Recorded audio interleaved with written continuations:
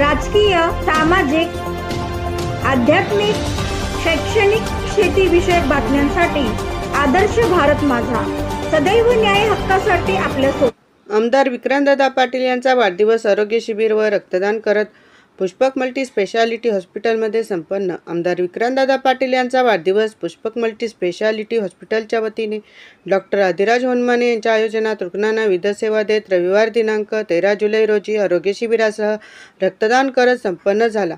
आमदार विक्रांतदादा पाटील यांनी Pushpak multi speciality हॉस्पिटलचे उद्घाटन केले होते। आज त्या हॉस्पिटलमध्ये वाढदिवसानिमित्त आरोग्य शिबिराचे आयोजन करत रुग्णांना विविध वैद्यकीय सेवा देत व रक्तदान करण्यात आले।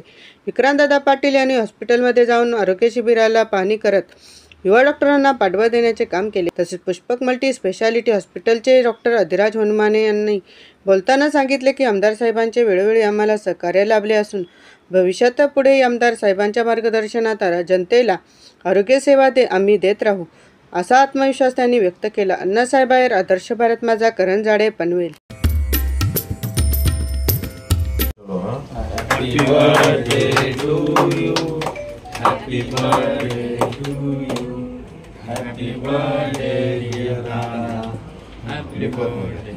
थोडंसं नाही ॲक्शन बघते ती राहू दे, आम्हाला खूप समाधान होतं। एक एक स्टेप तुमची आणि मिळून करू आमच्यासारख्या नवीन डॉक्टरांना खूप सपोर्ट करता पहिल्यापासून कधी काय कुठल्या गोष्टी अडचण एकदम चांगलं करा। मी बरोबर आहे, तुमची प्रगती खूप आम्हाला आम्ही विशेष पुष्पक मल्टी स्पेशालिटी हॉस्पिटल आता 2 महिन्यापूर्वीच त्याचा उद्घाटन समारंभ दादांच्या शुभ हस्ते झाला होता।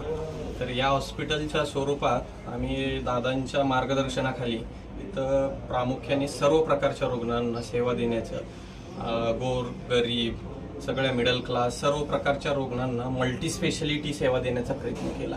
तर आज 2 महिन्याच्या कालावधीत खूप चांगल्या प्रकारचे वेगवेगळ्या एमर्जन्सी आम्ही इथं मॅनेज केल्या। हार्ट अरेस्ट, स्ट्रोक असेल, वेगवेगळ्या कन्व्हल्जनचे पेशंट असेल, ट्रॉमाचे पेशंट असतील। तर त्याचंच आता काल दादांचा वाढदिवस होता।